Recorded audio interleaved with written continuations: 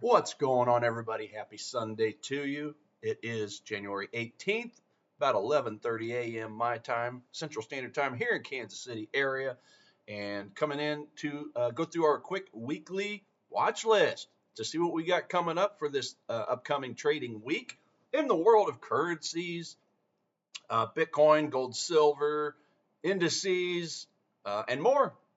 Might even look at a couple stocks here and there as well. So anyway, what have we got coming up this week? Well, today being Sunday, we don't obviously have any big major announcements. The only one that I'm really keeping my eye on for today is 8 o'clock my time, where we've got the Chinese retail sales number coming out. Okay, that's coming out. The unemployment rate number is coming out. Now, I don't trade the Chinese yuan, but who is China's biggest trading partner? Australia. Okay. Big export import relationship that they have. So typically, whenever something really big changes on the Chinese front, it can have an indirect effect with the Australian dollar. So I do like to keep an eye on the Chinese reports for that reason. And when it comes to the report, retail sales, it's actually projected to go down by 0.2%. So what does that mean for Australian dollar? Well, it is a light impact event because it is more of an indirect relationship, but it could potentially bring down the Aussie dollar somewhat. Okay, so it really just depends on how priced in it is or is not. But as always, anytime we get a miss or a hot reading, then that can have those effects. So we'll dig a little bit into the Australian dollar here in a moment because I do have, I think, one or two Aussie pairs I am keeping an eye on for potential buys because Aussie is one of the stronger readings, one of the stronger currencies, and we know that because of the where is it at? The economic heat maps, and then we go over here into the economic surprise meter. This is your 8 major currencies, and you can see right here the Aussie is neutral, but a little bit, tiny bit more on the bullish side than it is the bearish. Okay, 57%. So that just simply means it's exceeded expectations on roughly half the reports. Okay, so just taking a look at the currencies from strength to weakness, the two weak ones we have are the Swiss franc and the British pound. They're still tied with each other at a 17% clip. Not doing the greatest. The British pound did have a little bit of a reprieve last week, as it did have a pretty good looking GDP number that was released. So prior to that number coming out, this thing was showing a 0%, meaning it was missing expectations on everything, all the important stuff. Okay, so it's nice to see that it's finally got one strong reading. And as far as that strong reading, just flipping over to the British pound over here, okay, the UK economy, there you go right there. GDP number came in pretty hot last week. Forecast was for 0.1% growth, but they had a 0.3%, so 0.2% surprise to the upside. So that was a good number. But yeah, everything else pretty ugly, pretty red out there for the British pound, just like it is down here for the Swiss franc as well, where they've only had one good report in the last month or so, and that was their PPI reading, but everything else was just a miss. On both of those currencies, you did have one neutral reading, meaning the economists got it right one time. One time. That's not a very good success rate if you're an economist, but it's okay. They're still going to get their paycheck, just like the meteorologists do when they get our weather wrong. Okay? So there's your two weakest currencies. And flipping back over here to the surprise meter real quick, the strongest currency at the moment when you're just isolating the fundamental analysis is the euro and the yen. They've been doing pretty decently well. Now let's take a quick look at those. The dollar is over here at a 58%. You got quite the cluster of kind of mediocre currencies at the moment. But what I would say would be your strongest and weakest would be that. The euro, the yen on the strength, the Swiss, and the pound on the weakness. So looking at the euro and the yen real quick, just getting an idea of their performance of late. And you can see the euro has only had a couple. They did have some pretty rough PMI data on the services and the manufacturing sector. But other than that, everything else has been pretty decent. You did have one report that the economists got right, and that was the inflation reading that they had at 2%. So they're looking pretty decent in that aspect. 2% is always the goal. It's always the target. So they're right on it. So kudos to them. And then as far as the bullish readings, the GDP, the retail sales, the producer price index, the unemployment rate, okay, they did nail those. Now, nailed. They had bullish readings, I should say. Now, the unemployment rate is still pretty high, if you ask me, on the euro, in the eurozone. Okay, 6.3%. It did beat the forecast of 6.4, but that's still pretty high reading. But nevertheless, all we're looking for here is, did they beat or miss expectations? So there's your euro at a 66%. Flipping over to the yen, and this one's going to have some scrutiny. This one's going to have some eyeballs this next week or two, because of one big lovely word. And what is that word? Intervention.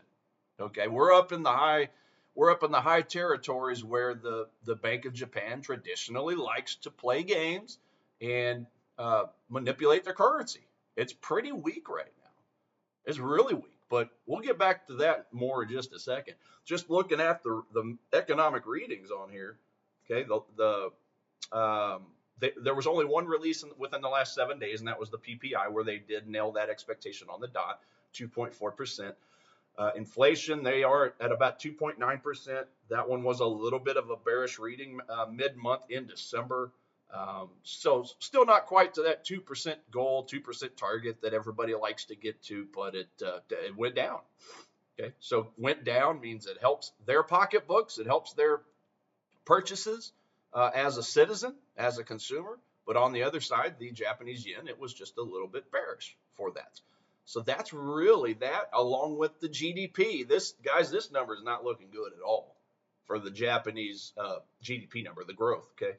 Forecasted last time, and that was back in the first week or so of December, minus 0.4% was the forecast. It was a lot worse, minus 0.6%. They're not growing. Okay, that's not good. That's not a good look.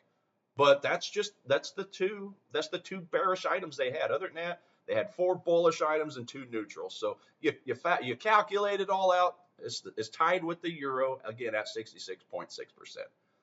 But what about this intervention idea? Well, let's go look at the dollar yen. Okay, let's just get rid of my drawings for a second, and I think I even went over this during my live streams this week. Every time it's gotten up to this 158, 159, 160 level, 161 back in this case over here. Okay, this is where the Bank of Japan likes to pull the plug. Pull the plug. Okay? That means they like to buy their stuff. They buy their currency, manipulate price to where it drops. Dollar yen, as an example, drops, which means the yen strengthens. So I already know there's a lot of people up in this area waiting on some limit sell orders, some short orders, because whenever they pull the plug on those and do the intervention, this thing has a tendency to drop a lot of pips, lots of them. We're talking, a couple thousand pips, depending on the time frames you're looking at, all in a single day. So it is up there. It is pretty strong for the yen, but what's going to win out? Who do you think is going to win out on this? The fact that the fundamental analysis looks strong, or the fact that the Bank of Japan is probably going to do some crazy games? Okay, so just be careful for any of you that are trying to buy dollar yen longs, because if they pull that plug, this thing could drop like crazy and stop you out like that. So as far as leveraging up, you definitely don't want to be doing that. Yeah, I know I would never put my money on leveraging up on a dollar yen long right now when it's up in this area. So just keep that in mind. Again, just look at the last times they did this. Hey, we're up here at the 161 area, boom, just crashes. Hey, the last time we're just a little above the January 2025 spot. Okay, what happened there? Bam, dropped it. I mean, this thing's full of it. Look back here. Now, that's not quite the 160 level, but you had a big, giant drop there. So just be careful. This thing is very high on the curve. Okay, there's this curve analysis that I talk about periodically, where essentially you'll take on a weekly chart is what I like to do it on, and just look at your swing low, your swing lows, and your swing highs, and just kind of draw, break it down into thirds. Okay, we're in the top third, meaning we are in a very high premium spot on the dollar yen specifically. Euro yen's going to look the same, probably pretty similar. Okay, there's your euro yen, pretty high up. So the reason I bring this up is because it's very expensive right now, dollar yen, euro yen. Okay, this is spots where you'd be wanting to short. Now it's kind of hard to short something that's giving you higher highs and higher lows. Okay, looking at the daily chart. But it's expensive. Look, this is back where, if you're buying dollar yen, back here's where you'd be wanting to get in, where it's cheaper, where it's down in the discount zone. Okay, again, the bottom third of the curve analysis, that's your discount zone. And then you guys hear me say it periodically, but the red zone, the middle third, that's the middle. That's where people tend to get chopped up. Don't diddle in the middle. Wait for premiums to short, wait for discounts to buy. That's really as simple as it gets. Okay, this is where the technicals are very super important. Okay, you guys hear me talk all the time about the fundamental and sentiment analysis. And in a lot of ways, those are way more important than the technicals. But this is a spot where you want to pay attention to the technicals a little bit more, even though it's one of the stronger currencies. The yen is. Okay, we just looked at the heat map showing that. It's decently strong when you're comparing it to the other currencies. Okay, so just because this is strong does not mean I want to be going out hardcore and buying the yen. Okay, so especially again because it's in such a high uptrend. So anyway, just be careful on that. They could pull the plug this week, next week, you just never know. So, so yeah, as far as just kind of going back to the economic calendar, that's it for today. Now, looking into this trading week, as far as high impact news events, Monday we do have inflation numbers for the Canada dollar right here. That's going to be our red numbers on that, our red folder news. Tuesday we do have a claimant count change for the British pound, where they are projected to go just a little bit lower than the previous reading. Governor Bailey in Britain is going to be doing another lip flapping session on Tuesday. That's going to be early morning for us here in the States, later towards the middle part of their trading day over in England, though. Testifying along with Governor Ramsden on the financial stability report before the Treasury Select Committee in London. So financial stability. So it's going to be important stuff to keep an eye out for, see what the heck he's got to say. As always, when these speeches come out, I like to take them and run them through Grok or DeepSeek or whatever, okay, and just boil it down to give me a half-page summary. All I care about is the highlights. I don't care about the fluff, because it's a lot of Fed speak. It's a lot of stuff that'll make you drool, and it's just like watching paint dry or grass grow. So as always, okay, I'll do that on Tuesday morning. I'll just get a readout of it, and I'll run it through a filter and simplify it for my Tuesday stream on that day. Wednesday, we got some inflation numbers coming out for the pound. We got the what else we got? WEF annual meetings. President Trump speaks at 7:30 a.m. Central Standard Time on Wednesday. World Economic Forum. Okay, that's where he'll be speaking. So always an important event there in Davos, Switzerland. So we'll definitely want to get a readout of that as well. You're definitely going to want to be careful on Wednesday, hump day, trading right around that time. Okay, just like with a lot of these red folder events, especially anytime President Trump speaks, you guys know that these prices on a lot of these assets just turn into an earthquake telemetry machine, flying up, flying down, going crazy, volatility, volume spikes, and that's where accounts go to die. So just be aware of that time. What else we got? Later in the evening on Wednesday, Australia's employment numbers are going to be coming out. Employment change looks like they might have a good reading if all bodes well, if this comes out halfway accurate. Okay, 21,000 in the hole on their employment change the previous period, but this time 26,000 to the positive. So that could potentially be a very nice reading for the Australia dollar, strengthening it a little bit more than it already is. I think it's tied for second as far as the stronger of the currencies when we're talking fundamentals. Unemployment rate Looks like they are projected to go a 0.1% higher, so that could be slightly negative, okay, for the currency itself, as well as the Australian stock market, needless to say. Thursday, got the personal consumption expenditure for the core side coming out for the dollar, okay. That's going to be at 7:30. A lot of these reports like to come out at 7:30 my time, 7:30 Central Standard, which is obviously right when the, well, about an hour before the stock market itself opens up. So 8:30 a.m. Eastern Standard Time, New York City time. And then the final GDP number for the US dollar coming out at the same time. That's projected to remain the same, 4.3%. Going down the list, New Zealand has a red folder event coming out for its quarter-over-quarter number on the inflation number in the Kiwi. Okay. Forecasted 0.5%. Previous was a 1%, so that would be a decline. But as always, the main thing we care about is how close to the economist readings do these numbers actually come out. So we'll keep an eye on that one on Thursday as well. And then, as always, Japan, when it comes to the yen, when it comes to their fundamental releases, they're always putting tentative here. They're a very secretive nation with their times. It's like they like to keep everybody on the edge of their seat whenever their reports come out. But they do have their policy rate statement coming out, which is projected to remain the same at 0.75%, followed by their lip flapping session soon to follow. Conference, yeah, there you go. So the conference will be shortly thereafter. And then Friday morning, bright and early, 1 a.m. my time, that's the British pound retail sales number. So, hey, we had a good GDP number. That's the one good thing that the British pound has had. So will we get a second positive reading? We'll have to wait and find out Friday morning. Okay, previous was a negative 0.1%, and they are projected to remain a 0. So that would be, even though it's a 0% for retail sales, that would be a nice little slight positive bump. So there we go. We'll keep an eye on that on Friday. Germany's going to have their manufacturing and services sector PMI data coming out at 2:30. Let's see here. Euro, that would be a positive number for the manufacturing sector if that were to ring true. Same. And then the services number projected to go down by 0.2. So that would, those two would kind of offset each other if, in fact, the economists predict the correct numbers. Okay.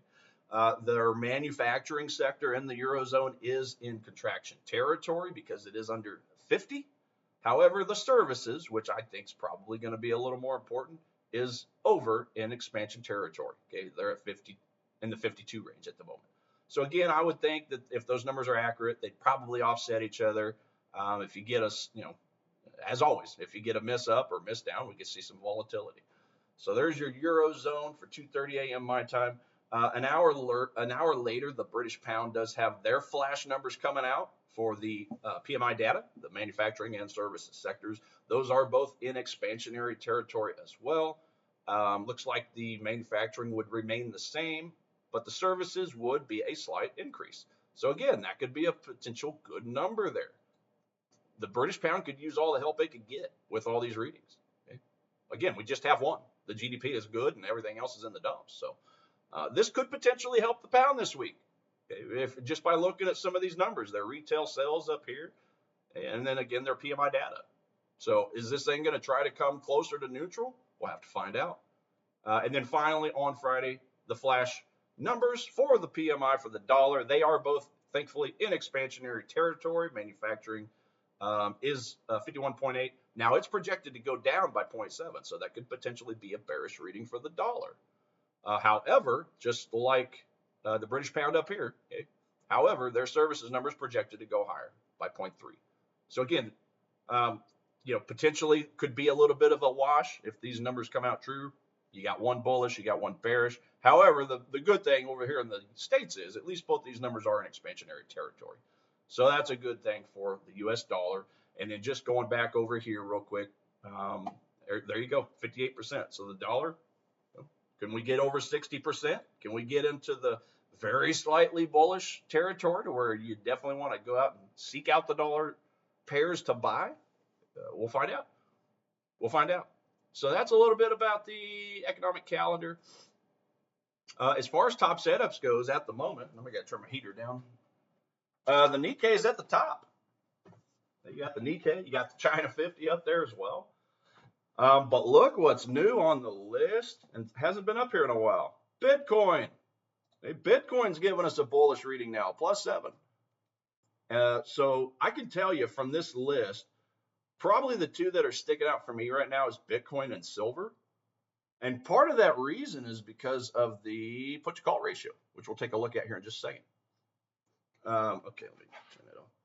And the COT report as well. I do want to take a look at that, so we'll look at that here in a moment. But yeah, Bitcoin is on the list. Selling the Swiss is still a common theme up here. Okay, most of these Swiss pairs are up here, which means sell the Swiss, buy the base currency, right? Aussie Swiss, Euro Swiss, New Zealand Swiss, Pound Swiss, CAD Swiss, Dollar Swiss, they're all up here. Okay, and that makes total sense to me because again, the Swiss is tied in the seller with the pound, meaning it's only been exceeding expectations on 17% of the reporting. So that's a common theme. As far as indices go, though, you got the Russell up there. Okay, that's given a +5, but other than that, everything else is down to neutral. Talking about the NASDAQ, the S&P, and the Dow. And it makes total sense as well because I don't think the banks are showing them a lot of favors, the big banks, okay, as far as longs. And the put to call ratios aren't really in the favor. Okay, so we'll take a look at that here in a second. And then as far as shorts go, okay, there's your last Swiss pair. So every single Swiss pair is on here, but in this case, since it's the base currency, we got to short it. Swiss yen, #1 bearish asset to sell. Euro CAD and Pound AUD are on there as well. Pound Aussie was the most bearish, I do believe, last week for the most part, and it's down to third now, tied for second, if you will, with the Euro CAD. So yeah, as far as the put to call ratio, and I want to go over here to find that, it is giving us some interesting stuff, some interesting numbers. So let's see, sentiment, put to call. Now there's your NASDAQ right there. So it's a little bit more on the neutral side. Okay, when we're talking about high put volume, high call volume, it's just kind of hanging out here in no man's land. So it's not really a strong bullish or bearish reason to be getting involved if we're just strictly looking at the options market side. So that's NASDAQ. What about Dow? Okay, look at this. So Dow has a high call volume. So that's a lot of bullish bets. So again, looking at contrarian indicators, if the bulk of the options traders have went long, do we want to join the crowd? Do we want to become liquidity with them? Or do we want to observe the masses and do the opposite, right? So the Dow's just not given any bullish favors. If anything, it's given bearish favors, right? Bearish, bias, if we're just looking strictly at the options market. So that's of note. And then finally, the S&P, pretty much a similar story. Okay, same thing, high call volume. So if anything, you'd want to short this to go against the grain. But again, it's too neutral for me. And it's kind of scary to be trying to short indices when they've just done nothing but higher highs and higher lows on the higher time frames. Okay, so there you go. That is the indices. Now the Russell, it's pretty well neutral as well, but it was given a high put volume reading, which means a lot of bearish bets, and the contrarian signal would be to buy this asset. But again, things change. Things change quite rapidly. These are dynamic readings, right? So we're back to neutral. But what I'm the most excited about on here is Bitcoin for one. Okay, so we're getting a bullish signal, and in the options market, there's a high put volume, meaning a lot of bearish bets. So if they're going bearish, they have their stop losses up a little higher, don't they? Okay, their stops, they have buy orders, right? So just know that this is what I like about the put to call ratio. It kind of tells us where the liquidity is at. It tells us where people's stop losses are in the options market. So I like this as a buy. This really helps me out with the reading. Also, my favorite is silver because it's given a high put volume as well. Again, it's over this red line. Okay, red line is put volume. The blue line is call volume. So down here is bullish bets, but up here is bearish bets. So contrarian signal. If the bulk of the options traders are bearish, I don't want to be joining the crowd because the average trader loses money, right? Who makes the money? The big banks do. Who do I want to follow? The big banks. Okay. So this is just yet another way of kind of filtering out some of the noise, filtering out some of the signals. So bullish. This is a bullish thing for silver.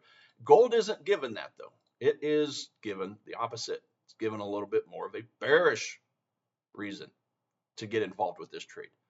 But just like silver, do we want to really be trying to short something that's just been going parabolic over the last X amount of months, X amount of years? Probably not. So I'm only really interested on the put to call ratio for these metals if they're at the red line or above, meaning they're getting that high put volume. So I can use that as an excuse to go against the grain. Okay. So not getting that signal on gold, but I am on silver. So for me, silver and gold are probably my top two plays, to be quite honest with you. But just kind of finishing through here, the Dixie, okay, it's given a high put volume. Okay, a lot of bearish bets out there. So again, is this a reason to be going out and buying the US dollar? Yeah, if it matches up with a weak currency. Okay, dollar Swiss, I think, is the only one on the list at the moment. I think it's a +5, so that's probably going to be the only one for the moment. But again, silver, Bitcoin, that's where I'm at. That's really my favorites right now. And then just let's just go back over here. Yeah, dollar Swiss right there, +5. Okay, so it's just on the list. That's the only dollar-based currency pair at the moment, as far as the majors. Okay. So let's see, what else did I want to share with y'all? COT report. Let's go take a look at that. Okay, it is nice having this thing up to date again. And here is your latest data. So last week, you had the Russell and the Nikkei leading the way, and the silver. Okay, again, this is good. This is the big banks and institutions increasing their net long percentage by 3%, 3.25%. That's in sync with the bullish signal to buy silver. Okay, even Bitcoin to a lesser extent, they did increase by 1% on their percentages. Got them back over to net long overall on Bitcoin. Okay, still pretty neutral when you're looking at it from a long-term aspect. But week to week, this is what I care about. This is what I care about. So increase by 1%, a little bit ho hum, okay. But it's 1% is better than 0.5%. It's better than 0%. But my favorite signal on this list is silver. Again, getting that 3.25% net long change. I don't have Russell on any of my accounts, so I don't have any way to trade it. Otherwise, I would be very excited about that on some potential pullbacks. Nikkei. Nikkei is the top score right now on the EdgeFinder, but and it makes sense. Okay. Almost 4.5% net long increase from the big banks. Okay. The people that move money around, the people whose coattails we want to ride. So that's your bullish side. What about the bearish side? Oops. What about the bearish side? Okay, unhighlight. There we go. So on the bearish side, the yen. Look at that. Is this any surprise that the banks dropped their long percentages by 10%? Now they're net short. Look at this, 58%. They were at 48. Now they're at 58. So the big banks and institutions are net short the Japanese yen. Is that any surprise? No, it's not. They know all about this intervention crap. They know where dollar yen is, euro yen is. They know how much value it's lost. Okay, and it shows in the COT report. I mean, they got rid of, look at this, they got rid of 28,000, almost 29,000 longs, and they added 25,000 short contracts. That's about as bearish as it gets. Okay, Dow's not far behind it. So do we really want to be buying Dow? Do we really want to be buying NASDAQ when they've dropped 1.3%? Okay. Or the S&P? S&P was a little more mediocre. They did still drop 0.5%. They're overall net short. Net short S&P. Now they're still net long NASDAQ, so I would think that might have a fighting chance, but this week, probably no interest in doing anything with those. It's kind of funny because NASDAQ's actually, if nothing else, given a little bit more of a bearish reading. Look at this. Go down here. Where's it at? S&P is a -1. NASDAQ, look at this, -3. So this is way closer to shorting this market than it is buying this market. But again, it's just you want to short something that's pretty decently close to all-time highs. Monthly, weekly, daily time frames, you're getting nothing but higher highs and higher lows. I don't know, it's pretty scary. So I just think that the indices altogether, for me personally, are off my list this week. Not even interested. And then again, also the Dow neutral +1. Okay, so there's just no reason from a fundamental and sentiment point of view. There's no reason to be getting into these indices right now. Okay, again, these are just the neutral scores that you're seeing here. So again, just flipping back over to the actual top setups. Again, Nikkei, pretty decent looking asset. Okay, put to call ratio is giving it a bullish bias. Same thing with Bitcoin. Same thing with silver. So that's my two favorite assets.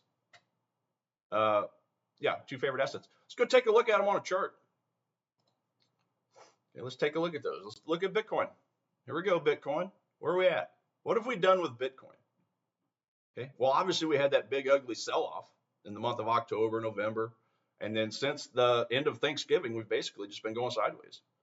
Now, of note though, we have finally kind of broken out of this resistance, okay, in this area, this past trading week. So we've basically broken this, well, basically where the blue line is, the blue dash line. That was kind of a resistance point right up in here. There's your double top right there. 1, 2. What did we do? We broke through and closed. And then we had a follow through the next day. So at this point, what do we do with this thing?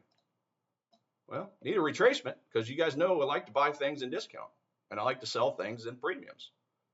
So the first daily demand zone I see is going to be obviously right here, this yellow box. Now there's one a little deeper, okay, but after this one was formed, number one, it didn't really give me a strong close above this swing high over here, talking about this demand, but it took a week and a half and retraced. So after it retraced though, we had this daily candle here.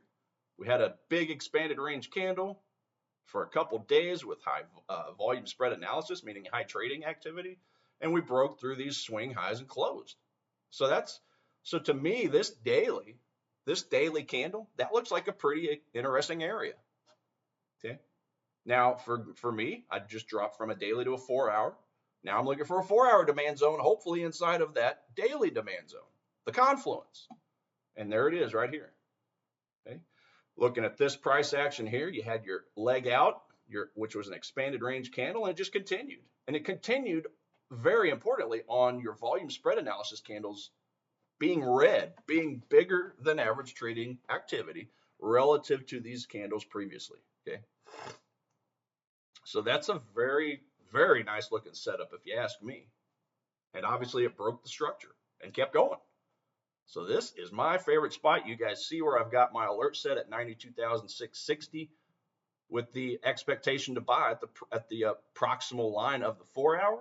Or what I may do, depending on how price comes back in, I would like to actually see price come in and not only go through the 4-hour zone, but at least come down and touch the daily, which is the yellow. So in a perfect world, it would look something like this. Come down. We're obviously going to touch the 4-hour, but I want it to come down and touch the daily as well, okay, where they overlap. If we get that, that's a trade up all day long. So that's going to be my favorite setup at the moment on Bitcoin, okay? That's Bitcoin. As far as silver goes, which is my other favorite setup, let's go take a look at it from a daily, okay? Again, you want to short that when this all-time highs? Hell no. But I don't want to be buying up here either. I need a discount. So my first daily demand zone is going to be the one that was created on January 8th, 10 days ago. So that consolidation had your leg out. Now I got to admit, the leg out candle was not the greatest looking. Okay. Talking about this green candle. Now the candle after it looked a little better and the volume slightly picked up. But this is going to be a little, this just makes me hesitate a little bit. I would have liked to have seen this green candle come up here, okay, but it didn't. Yet it's still in a daily zone. So we could look at this as your daily candle, or you know, this is going to this is going to up your stop loss, but we could, oh shoot, I didn't mean to do that. Or what we could do is use this candle like that, because this one created the leg out, the stronger leg out candle, continued for 3 days on up. Now the reason I looked at this initially is because it's the origin of the strong move. When we're looking at a smaller time frame, 4-hour time frame. So I don't know, man. I'll be honest. I'm kind of torn between these two. I don't really want to use this candle because this candle, if you think about it, was formed from another demand zone bounce. So I like zones that kind of create themselves, if that makes sense. So what do I do about this? Well, I just drop it down to a 4-hour and see what the picture looks like down here. Okay, so down here, I've got a 4-hour demand zone, which is closest to the origin of this strong move up. Okay, this is our impulse move because it broke structure, right? But all these candles down here are overlapping each other. Okay, every candle down here, if you look left to right, a couple candles over are overlapping. The first that means it's an efficient market for that day or so, right? But where's my first inefficiency? It's going to be right here, from the top of this wick to the bottom of this candle here. Okay, that would be technically the leg out candle. So let's turn our drawings back on. You'll see that. Okay, right here. So this would be our gap, our fair value gap, right here to here. It's not the biggest, it's not the sexiest, but it's the first inefficiency that I see anywhere in this part of this price action. So I got a daily with a gap. I got this 4-hour with a gap. That's the bulk of what I need. And you guys see I got some white lines inside of there. That means that on the lower time frames, there's some more gaps, more demand zones. All this is confluenced into this single point. So for me on silver, that is my play. That is my play of the week right there. Drop down, bounce in, and we buy to the long side. And obviously, as price comes in, we just look for some lower time frame confirmations, some breaks of structure up. Okay, kind of get that W looking shape on the way back out, and that's where we get into this trade. So that's going to be the main two for me. And we'll go over more on the currency side of thing tomorrow. We'll take a look at all these Swiss pairs and see if we can't find some, better look at some good looking setups in there. I've already made this video quite long. I don't want to go too deep, but yeah, you guys got the important part. Okay, the fundamental side of things, and really my two favorite assets to go along. So again, we'll take a look at all these Swissy pairs and everything else. We'll go a little deeper. And we'll talk about some of these tariffs as well that President Trump's putting on. Okay, there's some more tariffs. There's some more news about Greenland. So let's take a look at that and all and more at 6:30 a.m. Central Standard Time tomorrow on Monday. That'll be Monday the 19th of January, 6:30 to 8, and we'll go through the rest of these. So we'd love to have you, and I'll put the link in the comments. But yeah, you guys, it's simple. Okay, it's very simple. All you do is just go to YouTube at TradeLikeATiger is my handle. Okay, just simply type that in the search engine, you'll find me. And then the live section right here is my stream for tomorrow. Okay, January 19th. There it is. And also keep in mind, I do shorts every single day throughout the trading week. They've been getting some pretty decent views. I like that. I'm just trying to figure out how to get my views on my Sunday video, but most importantly, my live to really pick up, guys. Full transparency, the views haven't been that great. I feel like I'm doing pretty decent content, but I have to massage the algorithm, okay, so that it can start featuring me or pushing me out a little more. So I'm still trying to figure out how that all works. Remember, I'm a trader. I'm not a tech guy, but I have got to say I've learned a lot in the last month and a half just from messing around with this stuff. So any ideas you guys have for me, let me know. But yeah, I'll put again, you can always go to my posts as well. I usually will post something in here, sometimes the link itself for the next day's live stream, et cetera, et cetera. So with that, that's all I got for you today. Have a great rest of your Sunday. We'll talk to you Monday morning.